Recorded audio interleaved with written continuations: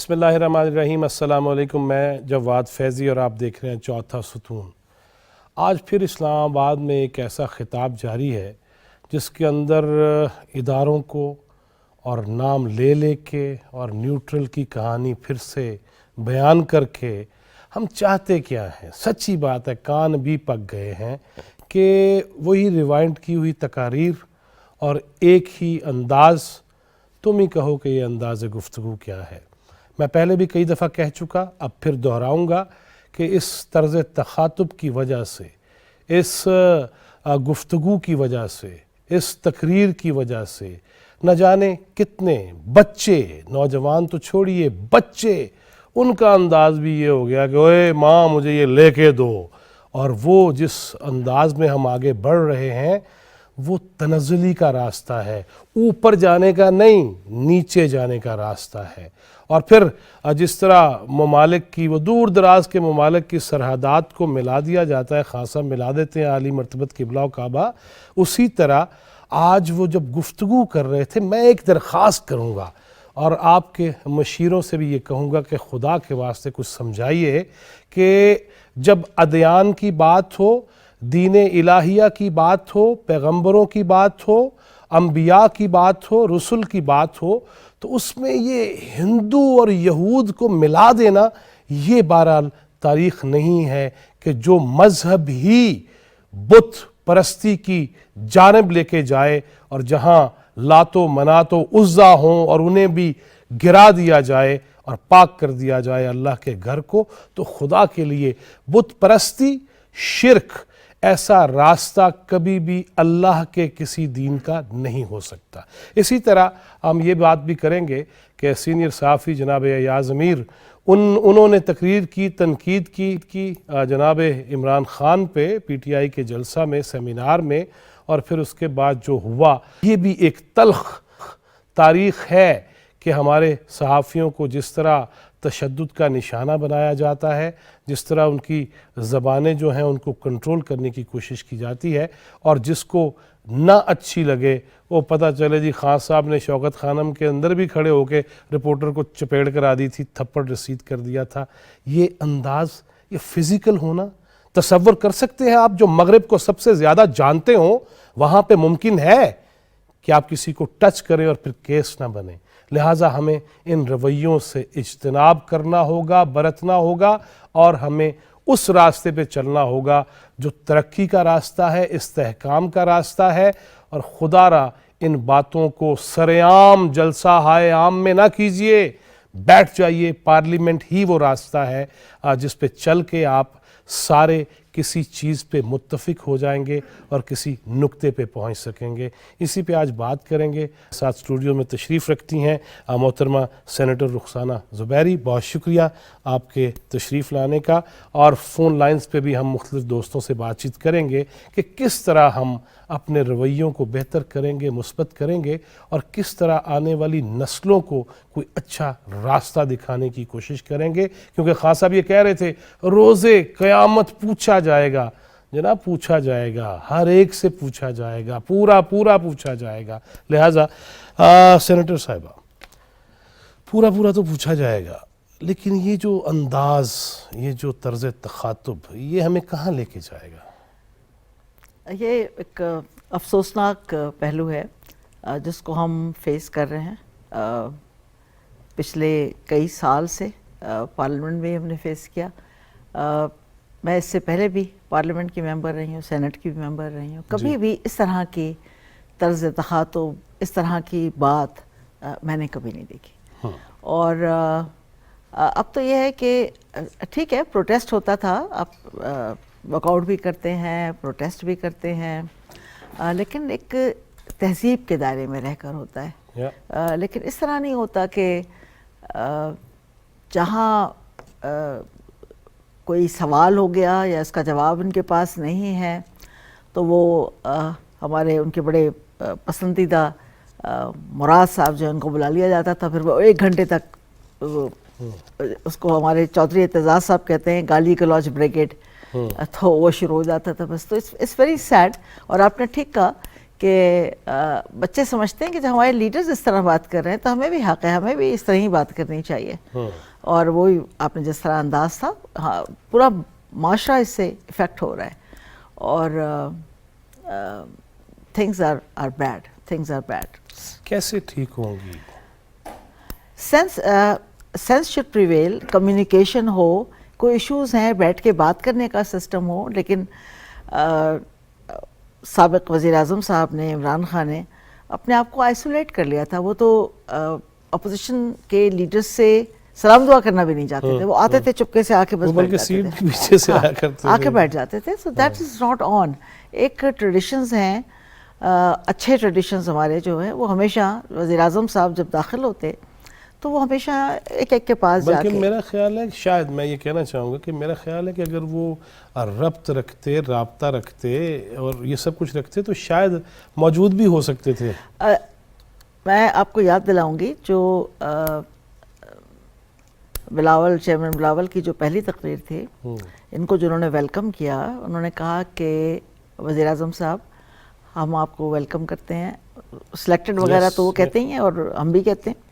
اور ان کا ہم ویلکم کرتے ہیں, ہم ہر اچھا کام جو آپ کریں گے ہم آپ کے ساتھ کھڑے ہوں گے, اور آپ کے جتنے وعدے ہیں ان کو بھی یاد دلاتے رہیں گے آپ کو کہ یہ آپ نے وعدہ کیا تھا لوگوں کے ساتھ.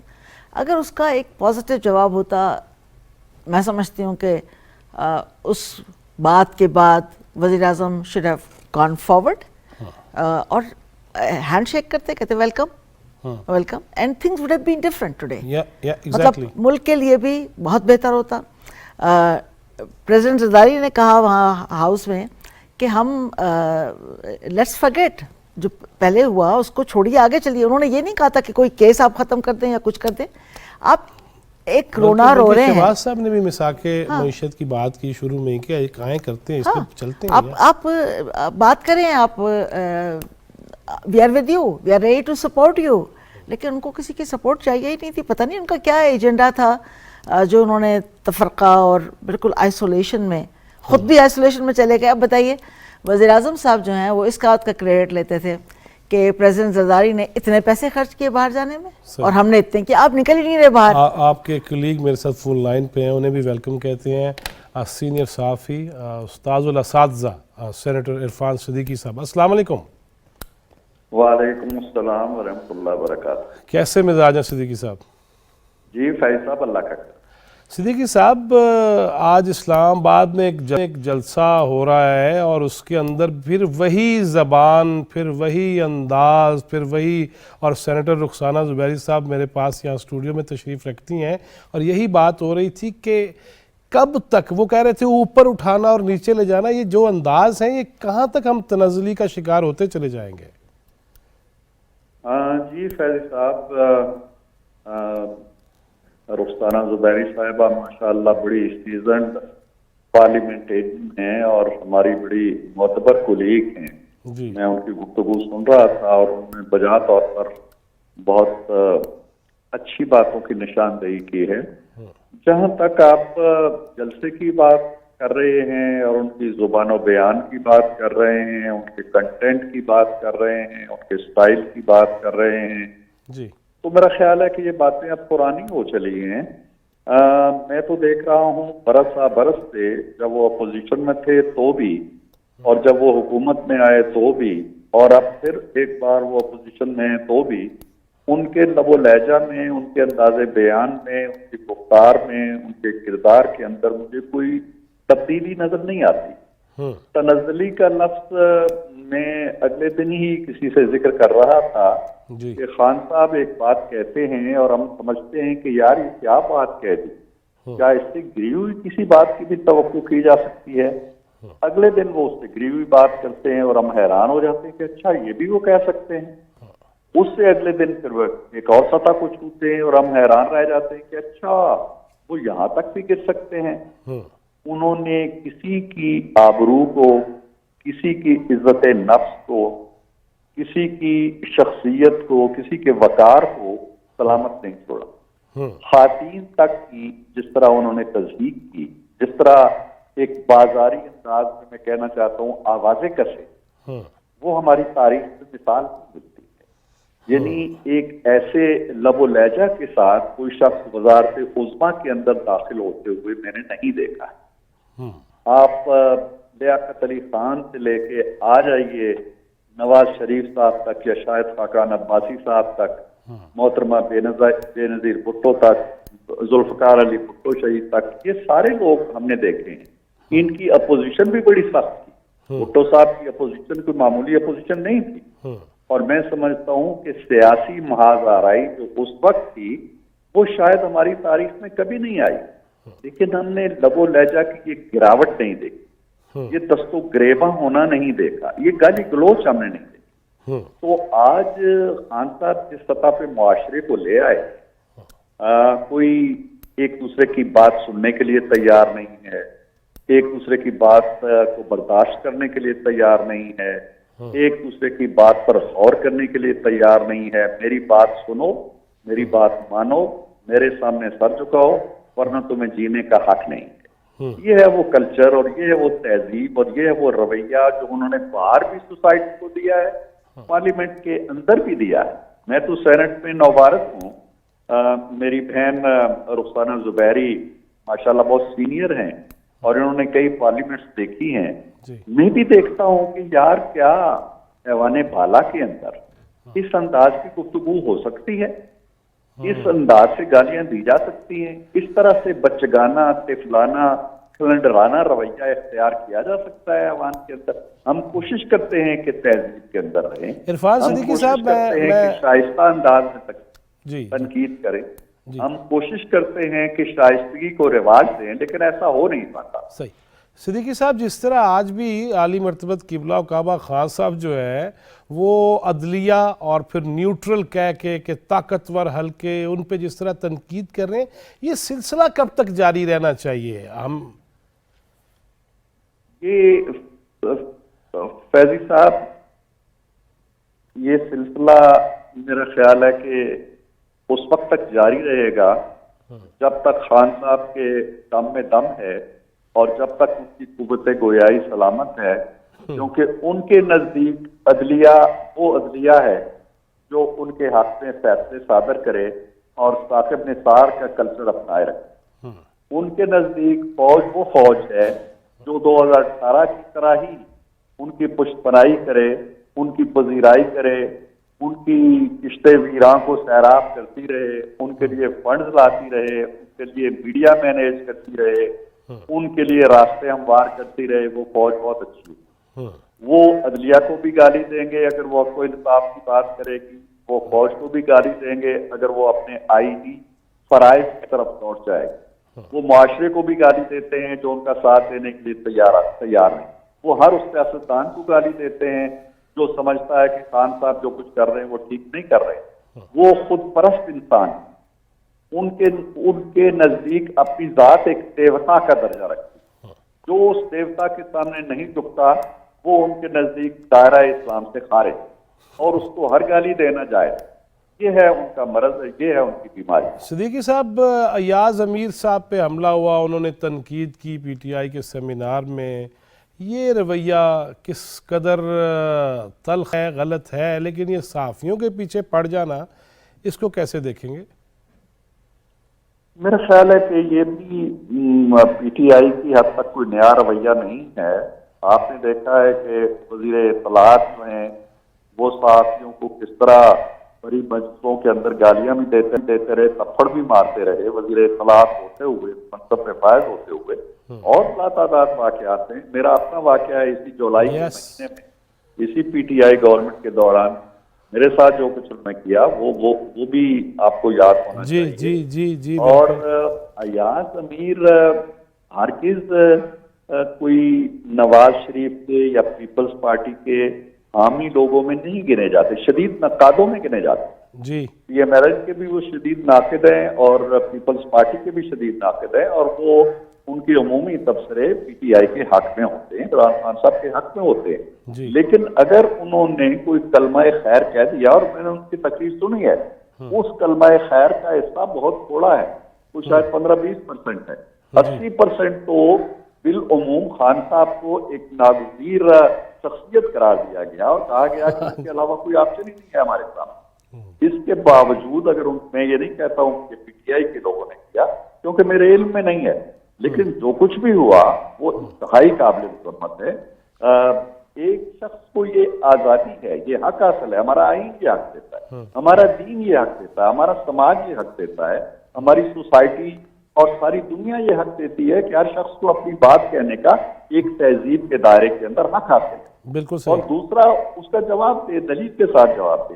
تو جو کچھ ہوا یہ بڑے زیادتی کی بات ہے۔ لاہور کی ایک مصروف شاہراہ کے اوپر یہ واقعہ ہونا یہ ایک اور بڑا چیلنج ہے، اور میرا خیال ہے کہ وہاں کی حکومت کو، وہاں کی انتظامیہ کو فوری طور پر گرفت کرنی چاہیے ایسے لوگوں کی، چاہے وہ جو بھی ہیں، جی تاکہ یہ سلسلہ رکنا چاہیے۔ بالکل صحیح، یہ بہت ہو چکی صحافیوں کے خلاف، میرا خیال ہے اب یہ سلسلہ بند ہونا چاہیے۔ جی بہت شکریہ جناب عرفان صدیقی آپ کے وقت جی کا۔ بہت شکریہ۔ رخسانہ زبیری صاحب، اب صاحبہ، اب یہ جو صحافی اگر تنقید کرے تو اس کو بھی تھپڑ مار کٹائی، یہ کہاں تک لے کے جائے گا؟ یہ ٹالرنس نہ ہونا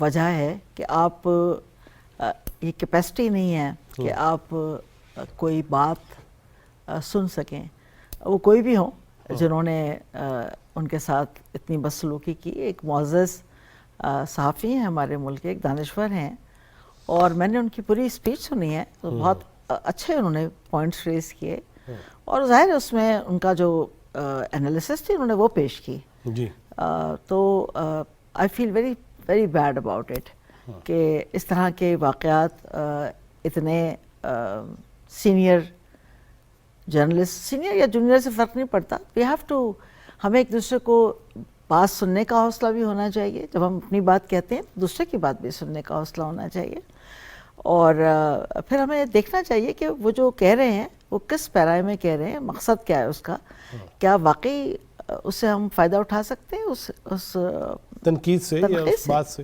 ہاں بالکل صحیح ہے۔ آپ سے دوبارہ بات کرتے ہیں، ہمارے ساتھ اس وقت سینئر تجزیہ کار جناب محسن جمیل بیگ ہیں فون لائن پہ۔ السلام علیکم بیگ صاحب۔ وعلیکم السلام جی، کیسے ہیں آپ؟ خیریت؟ جی اللہ کا شکر، آپ ٹھیک ہیں؟ خیریت سے ہیں؟ بہت شکریہ۔ بیگ صاحب، آپ کی گفتگو، آپ کے تجزیے تبصرے تو سنتے ہیں سارے شوق سے، لیکن یہ آج پھر عمران خان صاحب نے عدلیہ کو اور ہمارے اہم اداروں کو نشانے پہ لیے رکھا، اور پھر بار بار وہ مخاطب کرتے رہے۔ یہ کب تک سلسلہ چلے گا، اور اس سے بین الاقوامی سطح پہ ہم کس قدر کمزور ہو رہے ہیں؟ بہت شکریہ۔ بیسیکلی زیادہ دیر اس کا یہ بیانیہ چلے گا نہیں جی، اور جو کچھ یہ صاحب فرما رہے ہیں، میں تو ان کا نام بھی لینا جو ہے نا وہ مناسب نہیں سمجھتا۔ ایک فاشسٹ ذہن کا شخص ہے، آئی ڈونٹ نو کیا سونگتا ہے، کیا کھاتا ہے یا کیا پیتا ہے، ذہن اس کا جو ہے کام نہیں کر رہا۔ آپ اس طریقے سے ریاست یا ریاست کے اداروں کو ملائن نہیں کرتے۔ آپ کی فرسٹریشن اپنی جگہ پہ، لیکن یہ سیاست ہے، سیاست اور جو ہمارا جمہوری کلچر ہے اسی کے ذریعے آپ کسی عہدے پر پہنچ سکتے ہیں۔ سازش کر کے یا کسی کو دھمکا کے یا کسی کو انڈر پریشر کر کے آپ یہ ڈیسیژن نہیں کر سکتے، کیونکہ ہمارے ملک میں یہ روایت چل پڑی ہے۔ جی لیکن ایسا ہو نہیں سکتا کہ آپ کسی کو انڈر پریشر کر کے اپنے مرضی کا، ہاں عدلیہ نے، آپ دیکھ لیجئے کل بھی عدلیہ نے اس کو فیور دیا ہے، میں سمجھتا ہوں، اور یہ نہیں ہونا چاہیے تھا۔ اور اگر وہ ریاست کے اداروں کو انڈرمائن کر رہا ہے تو یہ بھی میں سمجھتا ہوں کہ کسی غلط فہمی ہوگی، اور اس کی بھی ہوگی کہ اس طرح آپ کر کے سیاست نہیں، آپ سیاست کیجئے، ووٹ لیجئے عوام کو، لیکن آپ اینٹی اسٹیبلشمنٹ بیانیہ اس طریقے سے بیان کر کے آپ ووٹ گین نہیں کر سکتے، آپ پبلک کی سپورٹ نہیں لے سکتے۔ ہاں کچھ لوگ آپ کے جلسے میں آج، جیسے کہ آپ دیکھیں کے پی کے سے یہ سرکاری لوگوں کو لے کے آئے، اس میں سے کچھ لوگ سے اسلحہ برآمد ہوا جو کہ گورنمنٹ ملازم ہے کے پی کے۔ تو یہ ڈیسپریشن ہے اس شخص کی، میں سمجھتا ہوں ٹائم آنے دیں، یہ بالکل انویزیبل ہو جائے گا، یہ آپ کو نظر بھی نہیں آئے گا۔ صحیح. بیگ صاحب یہ ایاز امیر صاحب کے ساتھ بھی جو سلوک روا رکھا گیا ان کی تنقید کے بعد، یہ معاملہ آپ خود نشانہ بنے اور بہت سارے ہمارے دوست ایسی چیزوں کا نشانہ بنتے رہے ہیں، یہ سلسلہ کب تک جاری رہے گا کہ کچھ سننا ہی کچھ نہیں، بس میں گاواں، یہ کب تک چلے گا اور کیوں نہیں ہم تھوڑی بہت بھی تنقید برداشت کر پاتے؟ آپ دیکھیں یہ اپنے آپ کو پرائم منسٹر اور ایک پارٹی کا پولیٹیکل لیڈر سمجھتا ہے، لیکن یہ اس نے بہت عرصے سے اپنے وہ جرنلسٹ، مجھے بڑی افسوس ہے ان لوگوں پہ جو اس کی چمچا گیری کرتے ہیں، وہ صحافت نہیں کر رہے، یہ ان کو صرف بلاتا ہے، مین اسٹریم میڈیا کے لوگوں کو نہیں بلاتا، کیونکہ اس میں اتنی ہمت نہیں ہے کہ وہ سوالوں کے جواب دے سکے. یہ جب یہ ڈائس پہ کھڑا ہو یا جلسے میں ہو تو بڑی بڑی لمبی چھوڑتا ہے اور بتاتا ہے میں امریکہ میں، کینیڈا میں، لندن میں رہا، لیکن یہ سوالوں کے جواب نہیں دے رہے. یہ فرح گوگی، بشرا بی بی، یہ ساری ان کے جواب دے دو نا کرپشن کے آپ، لیکن اس میں اتنی ہمت نہیں ہے کہ سوالوں کے جواب دے سکے. لہذا اگر ایاز امیر صاحب نے اس دن کوئی گفتگو کی ہے، میں سمجھتا ہوں کہ انہوں نے کوئی ایسی گفتگو نہیں کی جس کے بدلے میں آپ اپنے پنٹرز کو کہیں کہ وہ جا کے اس کی گاڑی روک لیں اور کسی کو تھوڑا سا تشدد یا بے عزت کرنے کا پروگرام ہو. تو میں سمجھتا ہوں کہ آنے والے دنوں میں آپ بھی یہاں ہیں، میں بھی یہاں، اس کو بھی پبلک نے اسی طرح ٹریٹ کرنا ہے جس طرح یہ لوگوں کو کروا رہا ہے. اور کچھ لوگ اس کے بہکاوے میں، اس کے جھوٹ اور جھوٹے بیانیے میں آ رہے ہیں. یہ جو بیانیے میں آ رہے ہیں ان کو کیسے سمجھایا جائے؟ اور آج بھی بیگ صاحب میں یہ سن رہا تھا کہ وہ دینی بات بھی اس انداز میں کر جاتے ہیں کہ پوری جو ہسٹری ہے اس کو ہی وہ ڈگمگا دیتے ہیں. ان کو کون مشیر ہے جی ان کے جو ایسی چیزیں سمجھا دیتے ہیں ان کو؟ دیکھیں دین کا تو اس بندے سے دور دور کا واسطہ نہیں ہے. اس کا ماضی آپ چیک کر لیجئے، کیا یہ حرکتیں اور اس کا جو مورل تھا یا جو اس نے غیر اخلاقی حرکات کی پوری زندگی، یہ کیا کسی کو دین کی بات سمجھائے گا؟ اپنے گریبان پہ دیکھتا نہیں، اپنے ماضی کو نہیں دیکھتا. یہ صرف یہ سمجھتا ہے کہ لوگ اس چیز پہ، ہمارے لوگ بڑے جذباتی ہیں دین کے اوپر، یہ ان کو صرف بہکا رہا ہے. اور میں سمجھتا ہوں کہ یہ جو لوگ اس کے بہکاوے میں آ رہے ہیں، زیادہ دن نہیں، انشاءاللہ اس کی چوریاں، اس کا جھوٹ، اس کا بیانیہ جھوٹ پہ مبنی، اس کی بیوی کی آج آڈیو ویڈیو بھی لیک ہوئی ہے، تو یہ انشاءاللہ تعالیٰ یہ ہسٹری ہو جائے گا. آپ دیکھتے رہیے. بہت شکریہ جناب محسن جمیل بیگ آپ کے وقت کا. میں اس لیے دوستوں کو بھی لے رہا ہوں کہ ساری آوازیں ہمارے سامنے آئیں. یہ پارلیمنٹیرینز جب قانون سازی کی بجائے نیچا دکھانے میں یا صرف بیان اور ریاکشن دینے میں وقت صرف کریں گے تو ہمارا کون سوچے گا؟ پارلیمنٹ میں جو بزنس ہے آپ جانتے ہیں، دو طرف لوگ بیٹھے ہیں، گورنمنٹ اینڈ اپوزیشن، اور جو انوائرمنٹ ہے وہ ڈٹرمن کرتی ہے کہ کتنی سنجیدگی سے کام ہو رہا ہے. اور ہم نے تو یہ دیکھا کہ جو قوانین بھی پاس کروائے گورنمنٹ نے پورا زور لگا کے اپنے 4 سال کے دور میں، وہ یہی تھے کہ اسٹیٹ بینک کمپلیٹلی اس پہ توجہ ہوئی، چیف آف آرمی اسٹاف کے ایکسٹینشن پہ بہت زیادہ توجہ ہوئی جہاں پہ ان کو 7 سال دے دیے گئے. اس کے علاوہ IMF کی جو ریکوائرمنٹ آتی گئیں، تو جو ایک کامن بندہ ہے، ایک انسان جو ایک سٹیزن ہے پاکستان کا، اس کی آواز ہے. پارلیمنٹ تو لوگوں کی آواز ہے، لیکن پارلیمنٹ جو ہے وہ یوز ہو رہی ہے صرف ان کی جو طبقہ ہے، ایفلوئنٹ جو طبقہ ہے، اس کی فیور کی میں یوز ہو رہی ہے. It's very unfortunate. اب سابق وزیر اعظم صاحب نو میٹر واٹ ہی زبان وہ استعمال کریں، لیکن ہمارا فرض بنتا ہے، ملک کے سابق وزیر اعظم ہیں تو ہم عالی مرتبت قبلہ و کعبہ کہتے ہیں. بالکل ہم اپنے مجھے ویسے دوست نے کہا کعبہ نہ کہا کرو، میں نے جی ان کے لیے کہنا ہماری پڑے گا ورنہ پارٹی چپیڑا مار کا دیں. ایک، میں آپ کو اس کا یہ بتاتی ہوں کہ हमारे एक साथी ने पार्लियामेंट में एक खातून का नाम लिया जो प्राइम मिनिस्टर की वाइफ का। चेयरमैन बिलावल अंदर बैठे हुए लॉबी में सुन रहे थे, जैसे ही उन्होंने सुना उन्होंने दौड़ाया किसी को, उनसे कह बैठ जाए। उन्होंने कहा नहीं, ख़वातीन को, फैमिलीज़ को नहीं लाएं बीच में आप। तो ये हमारे यहाँ रिस्पेक्ट है हमारे यहाँ, क्योंकि we are very seasoned political party. अब आप देखिए कि एक इंसान जो दूसरों को बार बार कह रहे हैं कि चोर डाकू और चोर, बस सिर्फ यही बयानिया था चोर डाकू का। अभी आपके सामने आया 190 मिलियन पाउंड आए, उसमें एक एग्रीमेंट कराया गया, कैबिनेट से लिफाफा बंद का बंद पास करवाया गया। शेरी मज़ारी ने कहा कि भाई है क्या जिसे हम पास कर रहे हैं।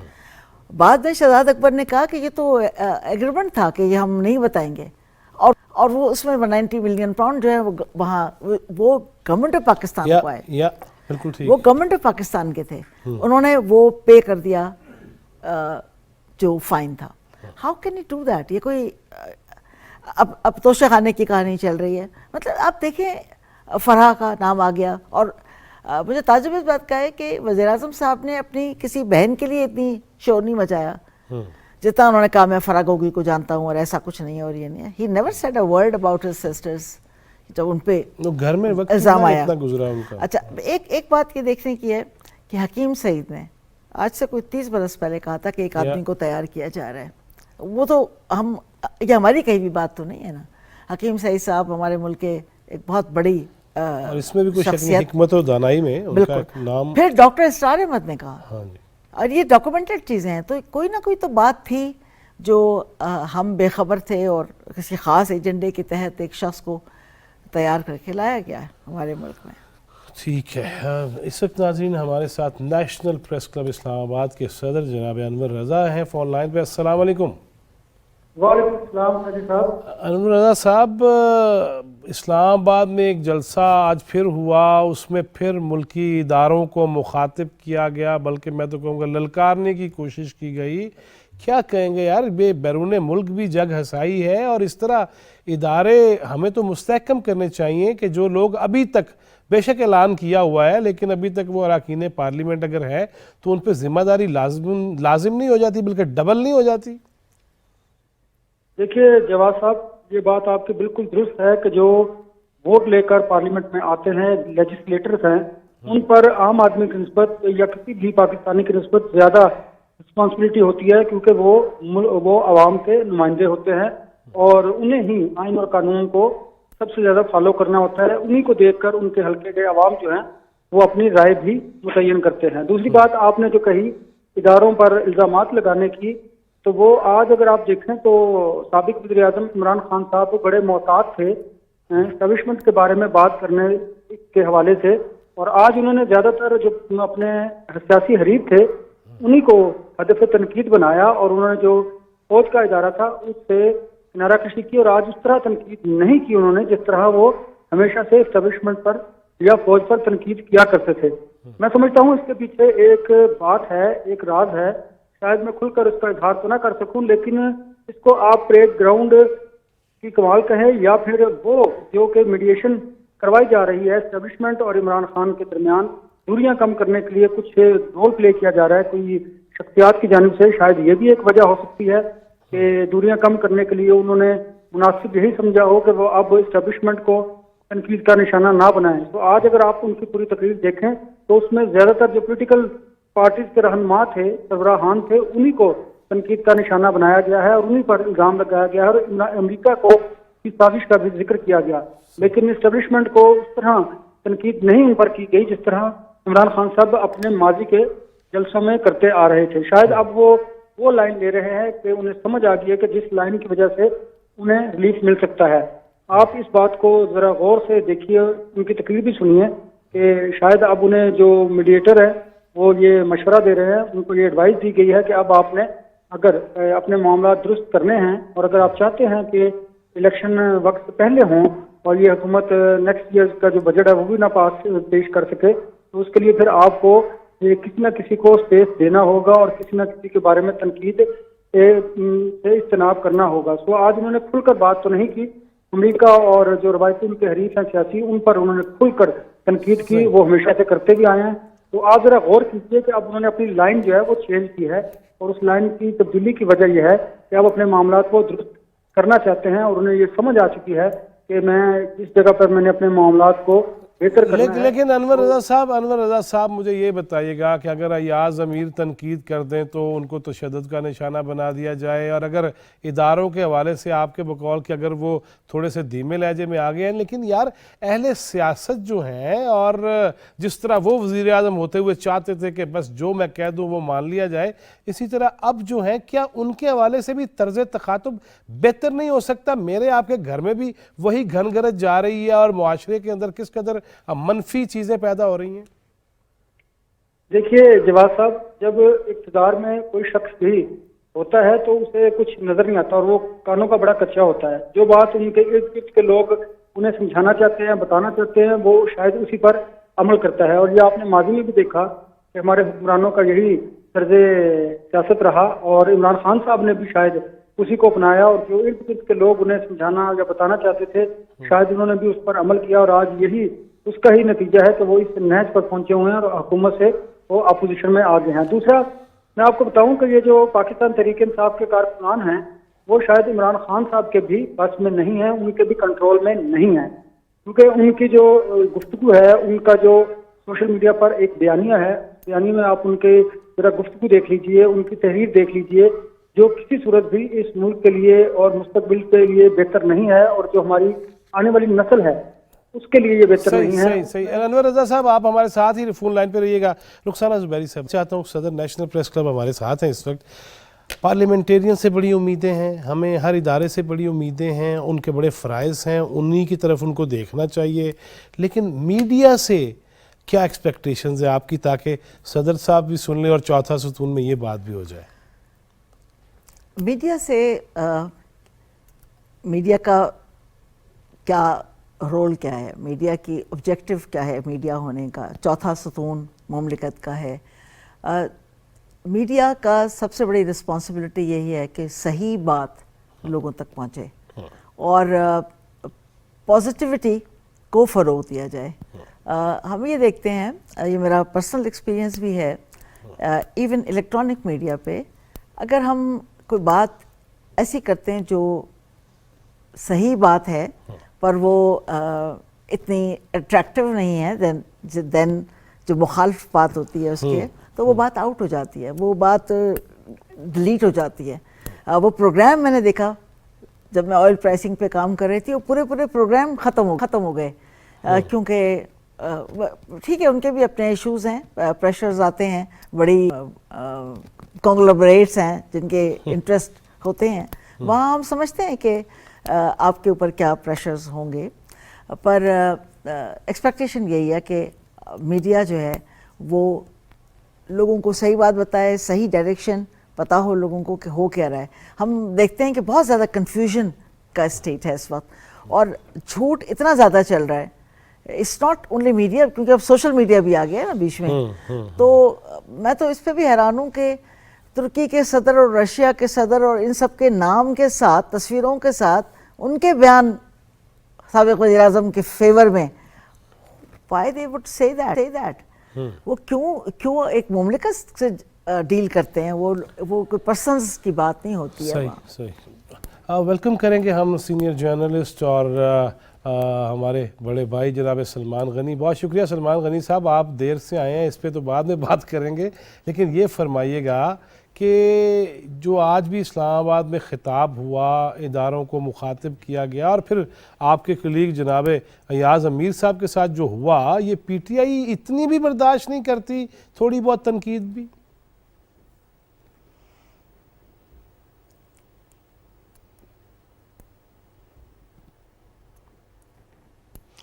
देखिए जवाद, आपने दो चीज़ें मेरे से पूछी हैं। एक तो आपने कहा कि अदारों को टारगेट करने का अमल, इस वक्त पाकिस्तान जिस सूरत हाल से दो चार है, मैं समझता हूँ कि इत्तेहाद और यकजहती को यकीनी बनाने की ज़रूरत है और ये काम लीडरशिप को करना होता है। लेकिन हमारी कौमी बदकिस्मती ये है, पिछली एक दहाई से पाकिस्तान की सियासत में इत्तेहाद और यकजहती की बजाय पाकिस्तान के अंदर नफ़रतों को थोड़ा सा इशू है, सिग्नल का इशू है। अनवर रज़ा साहब आप हमारे साथ ही हैं ना? जी बिल्कुल। अभी सेनेटर रुखसाना ज़ुबैरी साहबा ये फरमा रही थी, ये कह रही थी, गिला कर रही थी कि यार झूठ बहुत ज़्यादा हो गया मीडिया में, क्यों कर हम बोल रहे हैं? खास तौर पे मैंने सोशल मीडिया का सोशल मीडिया स्पेशली वो कह रही हैं। देखिए जवाद साहब, ये बात बिल्कुल दुरुस्त है कि सोशल मीडिया में और हमारे नेशनल मीडिया में भी झूठ का सहारा लिया जा रहा है।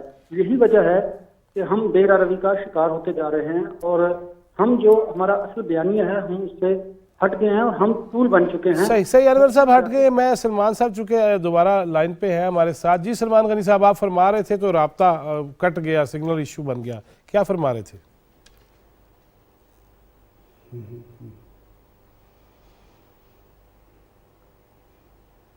देखें जवाद, मैं ये बात कर रहा था कि पाकिस्तान के अंदर कौम की रहनुमाई का ज़रिया पाकिस्तान की लीडरशिप को होना चाहिए और लीडरशिप को चाहिए कि वो अदारों को टारगेट करने के अमल की बजाय और पाकिस्तान के अंदर नफ़रतों को फ़रोग़ देने की बजाय इत्तेहाद और यकजहती को यकीनी बनाए।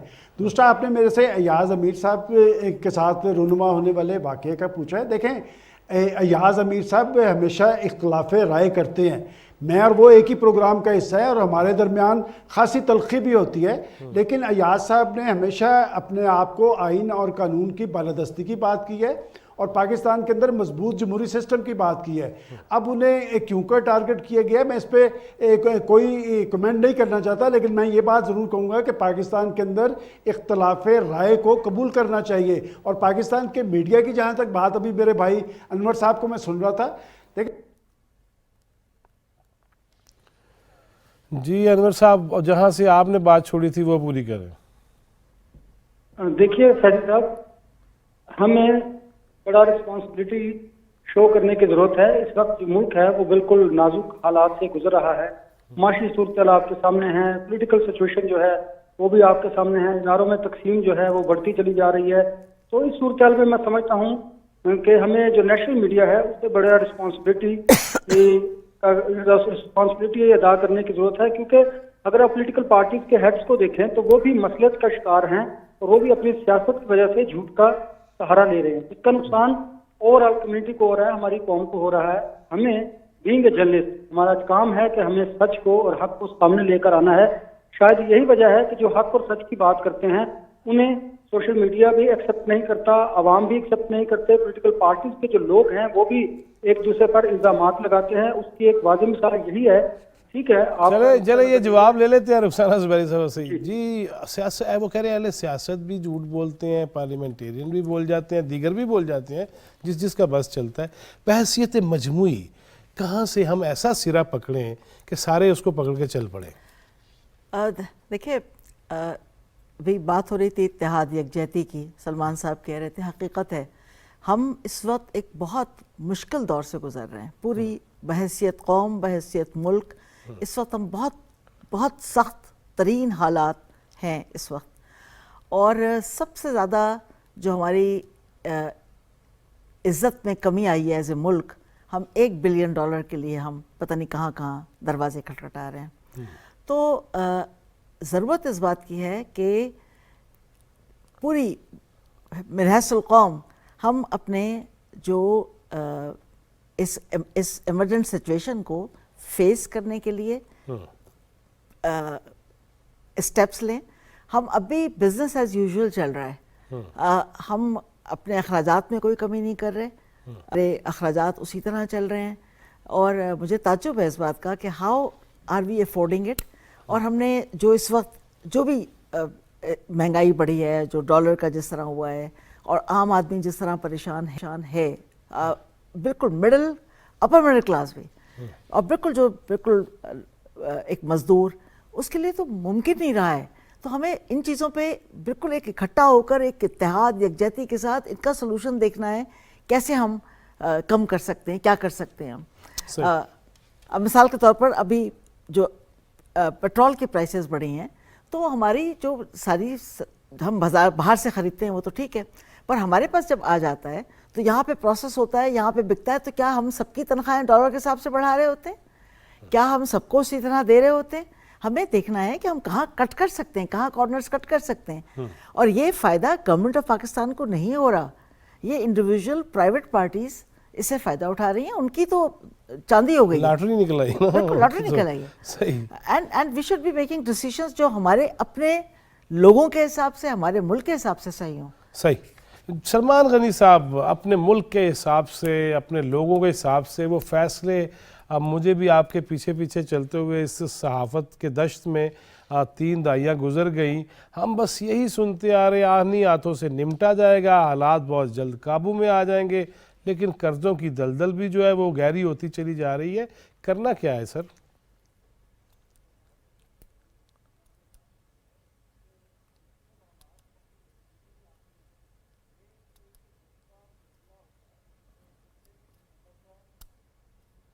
मुश्किल हालात कौमों की ज़िंदगी में आते हैं,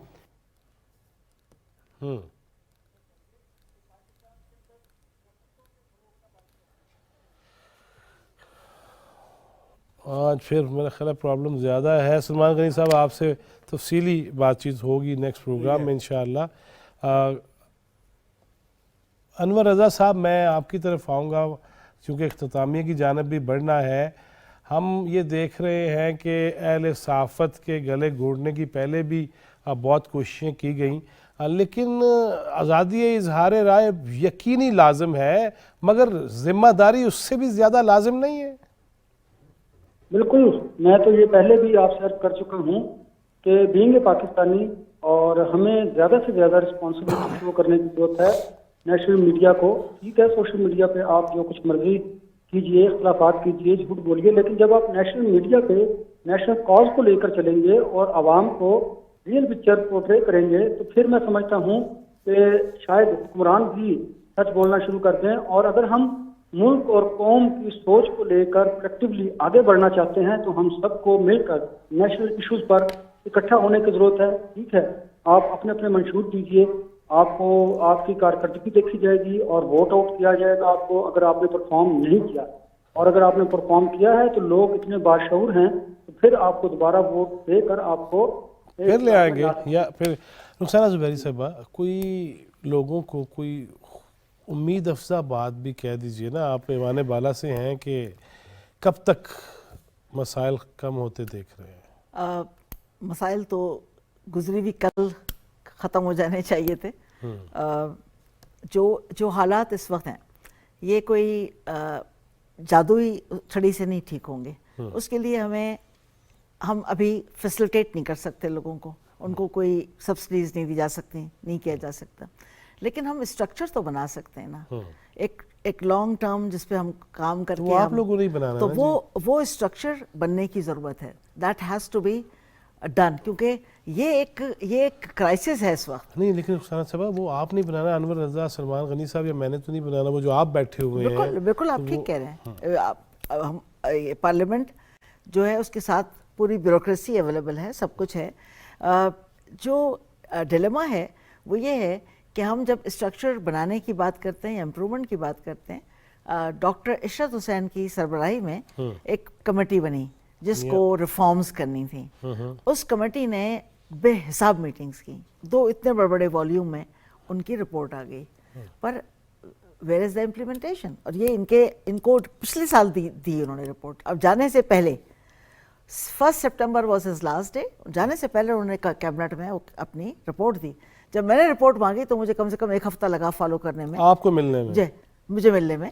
और उसमें 100% का सोल्यूशन नहीं तो कम से कम मूव तो करें उस तरफ। 60% 70% प्रॉब्लम्स का तो सोल्यूशन मौजूद, कहीं तो चले ना, कहीं तो चले। बिल्कुल हमें बढ़ना होगा। बहुत शुक्रिया रुखसाना ज़ुबैरी साहब आपका। अनवर रज़ा साहब thank you very much. Salman Ghani साहब आपसे आज बात नहीं हो पाई, मुझे इस पर दुख भी है, लेकिन इंशाअल्लाह नेक्स्ट मज़ा नहीं आया, वैसे पैसे पूरे नहीं हो सके।